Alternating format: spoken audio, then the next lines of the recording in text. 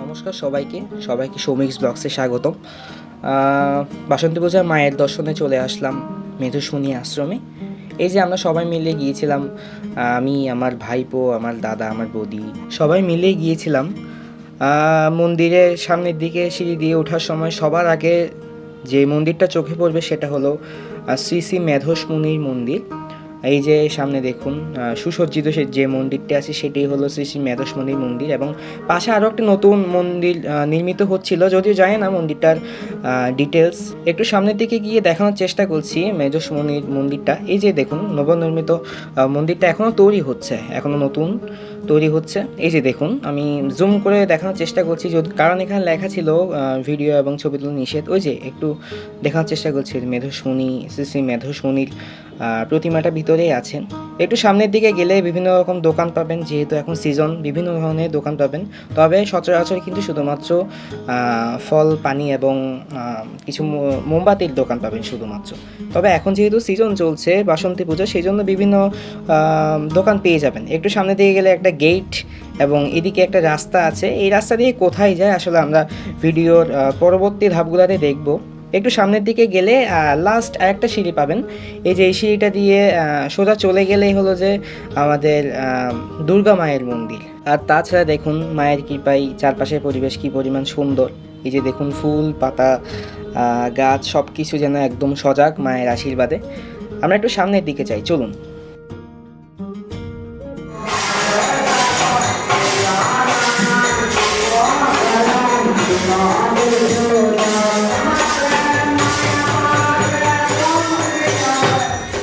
তো গাইস, এই যে দেখলেন মায়ের রূপ। এই যে দেখুন মা অসম্ভব সুন্দর লাগছে মাকে আজকে। তো আসা মাত্রই দেখলাম এখানে কীর্তন চলছে এবং আসা মাত্রই মায়ের দর্শন করলাম। চারপাশের পরিবেশটা একটু দেখাই। এই যে দেখুন চারদিকে ফুল দ্বারা সুসজ্জিত। আমি চেষ্টা করছিলাম সামনের দিকে ঢোকার, তবে প্রচুর ভিড় ছিল, সেই জন্য আসলে আমি চেষ্টা করিনি। এবং একটু পিছনের দিকে আসার পর একটু দেখাই আপনাদের চারপাশের ভিউটা। মূলত মনে হচ্ছিল মায়েরই আশীর্বাদের জন্য এই গাছপালা ফুল সবগুলো এইরকম সজাগ হয়ে আছে। এদিকে আমার ভাইপো এবং ভাইয়েরা ছবি তুলছিল, একটু আমাকে দেখালাম। এই যে দেখুন মায়ের মন্দির আর মায়ের স্থলের চারপাশের পরিবেশটা। গাইস, একটু হাতের ডান দিকে, অর্থাৎ উঠে মাত্র হাতের ডান দিকে যদি একটু খেয়াল করেন তাহলে আরও একটা মন্দির দেখবেন। মূলত আমি এটা দেখিনি আসলে, কার প্রতিমা আছে আমি একটু ভালো করে খেয়াল করিনি, তবে কোনো একজন মনি ঋষির প্রতিমা ছিল।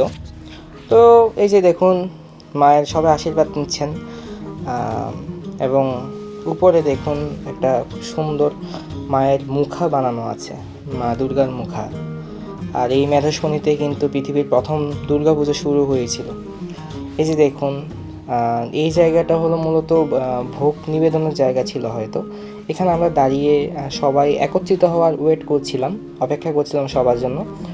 তারপর সবাই আসলে আমরা এক একটা মন্দিরের উদ্দেশ্যে রওনা দিব। এই যে আমার পাপন দাদা, দেবপ্রসাদ দাদা এবং ঈশান ভাইপো সবাই মিলে আসলে দাঁড়িয়েছিলাম, সবাই আসলে একসাথে রওনা দিব। তো গাইস, সবাই চলে আসলো। তারপর এখন আমরা যাচ্ছি কামাখ্যা মায়ের মন্দিরে, সবাই সাথে থাকবেন।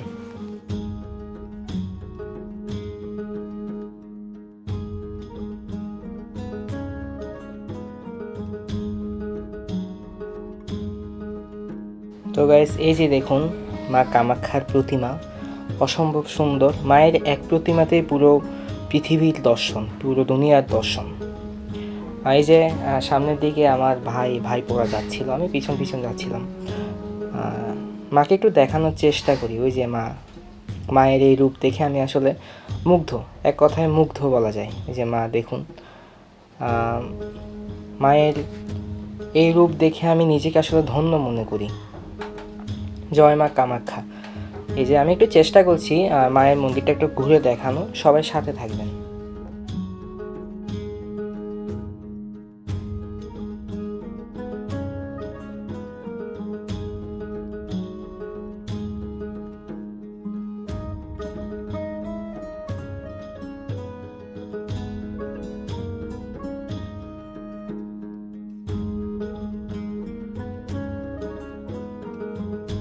এই যে আমার পিছনে যেটা দেখছেন এটা হলো যজ্ঞ, মহাযজ্ঞ স্থল। এখানে বিভিন্ন ধরনের যজ্ঞ হতো এবং হয় এখনও। তারপর আমরা একটু সামনের দিকে এগোই, চলুন। এরপরে মা কামাখ্যা মন্দিরের পরে কি মন্দির আছে দেখি। এই মন্দিরের পরে আমরা পরবর্তীতে কোন মন্দিরে যাব এবং সিঁড়িগুলো কোন মন্দিরে নিয়ে যায় সবাই কমেন্ট করে জানাবেন, যারা যারা মেধসমুনি আশ্রমে এসেছেন সবাই, ঠিক আছে? সবার প্রতি অনুরোধ থাকবে। গাইস, আমরা পরবর্তী মন্দিরে চলে আসলাম। দেখি বলুন তো এই মন্দিরটি কোন দেবী বা দেবতার মন্দির?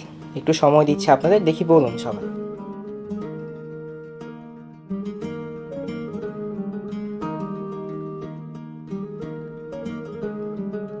হ্যাঁ গাইস, আপনারা ঠিক ধরেছেন, এটা শিব মন্দির, এটা মহাদেবের মন্দির।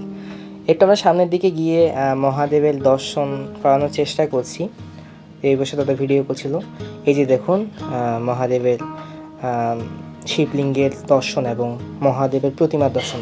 একটা অলৌকিক কথা বলি, দেখুন দরজা বন্ধ ছিল কিন্তু ভিতরে একজন মহাদেবের স্তুতি করেই যাচ্ছিলেন, একজন মহিলা। আসলে আমি ওনাকে দেখে একটু আকস্মিক হয়েছিলাম। উনি মন্দিরের গেট বন্ধ অবস্থায় ভিতরে ছিলেন এবং প্রতিনিয়ত শিবের স্তুতি করছিলেন। তাই আমরা ওনাকে বিরক্ত করলাম না, আমরা পিছনে সরে আসলাম এবং মহাদেবের মন্দিরটাকে চারপাশ থেকে দেখানোর চেষ্টা করছি। দেখুন এক কথায় অসাধারণ, মহাদেবের মন্দিরটা এক কথায় অসাধারণ। চারপাশটা একটু ঘুরিয়ে দেখানোর চেষ্টা করছি।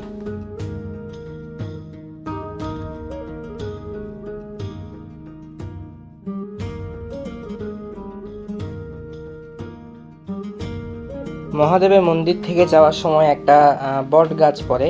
আসলে বট গাছটা অনেক বড় এবং মহাদেবের মন্দির থেকে সরাসরি চলে আসলাম মায়ের মন্দিরে, অর্থাৎ মা তারার মন্দিরে। এই যে মা তারার একটু দর্শন করে সবার প্রথমে। এই যে মায়ের মুখখানি, আহা খুব মিষ্টি। একটু আমি ভিতরে যাই, মায়ের মন্দিরে ভিতরে যাই, তারপর মাকে একটু দেখাই। এই যে দেখুন মায়ের মুখটা শুধু দেখুন, অনেক মিষ্টি মা দেখতে। আমি একনিষ্ঠ মায়ের একজন ভক্ত। মায়ের মন্দিরে এসে আমি নিজেকে ধন্য মনে করি। এরপর মায়ের মন্দির থেকে আমরা রওনা দিলাম পরবর্তী আরেকটা মন্দিরে। দেখি বলুন তো তারা মন্দির থেকে এই সিঁড়ি সরাসরি কোন মন্দিরে নিয়ে যাই, সবাই কমেন্ট করে জানাবেন। হ্যাঁ, আপনারা হয়তো কমেন্ট করে ফেলেছেন ইতিমধ্যে। আমরা সীতা মন্দিরে আছি। তারা মন্দির থেকে সরাসরি সিঁড়িটা কানেক্টেড হয় সীতা মন্দিরে। এই যে এটাই সেই পুকুর, যে পুকুরে শ্রী মাতা সীতা স্নান করেছিলেন। তিনি তার স্নান সেরেছিলেন এখানে, অর্থাৎ রামায়ণ যুগে আর কি। তো এখনও সেই পুকুরটা আছে এবং পবিত্র মানা হয়, যদিও ভাগ্যে ধরেনি সেখানে স্নান করা। তারপর আমরা সরাসরি সিঁড়ি দিয়ে আবার উপরে উঠে যাচ্ছিলাম এবং এই সিঁড়িটা কোথায় গিয়ে থামে একটু দেখাই, সবাই সাথে থাকুন। এই যে গাইস, এই রাস্তাটা শেষ হয় এখানে, এই যে ভিডিওর প্রথমে যে রাস্তা দেখিয়েছিলাম এটাতেই। তারপর আমার এই ছোট্ট ভাইপোগুলোকে একটু লেবু শরবত খাওয়ালাম, কারণ তারা এত ছোট ছোট পাগুলো দিয়ে এত বড় পরিক্রমা করে ফেললো, টায়ার্ড ছিল সেই জন্য। তারপর আসে শ্রী দুর্গার মন্দির এবং দুর্গার মন্দির থেকে হাতের বাম পাশে সিঁড়ি দিয়ে চলে গেলে শ্রী শ্রী মা কালীর মন্দিরে গিয়ে পৌঁছানো যায়। চলুন আমরা একটু মায়ের দর্শন করি। তো গাইস দেখুন, এই যে মা কালীর মন্দির, একদম শেষ মন্দির আজকের ব্লগের। মায়ের আমি মুখটা দেখানোর চেষ্টা করছি। মায়ের যদি আমি সামনে যেতে পারছিলাম না, কারণ এখানে প্রচুর গরম। অন্যান্য মন্দির থেকে এই মন্দিরটা প্রচুর গরম ছিল, এনভায়রনমেন্ট চারপাশের। আমি জানি না কেন, ওয়েদারের জন্য নাকি কোনো অলৌকিক কিছু আছে, তবে প্রচুর গরম ছিল। অন্যান্য মন্দিরের আবহাওয়া এতটা গরম ছিল না, তবে মা কালীর মন্দিরের আবহাওয়া ছিল অনেকটাই গরম, পা পুড়ে যাচ্ছিল, এতটাই রোদ ছিল আর মাটি গরম হয়ে গেছিলো ওদের জন্য। এটা হলো মায়ের মন্দিরটা, এই যে দেখুন চারপাশের পরিবেশটা একটু দেখুন। তারপর আমরা সরাসরি নিচে নেমে গেলাম।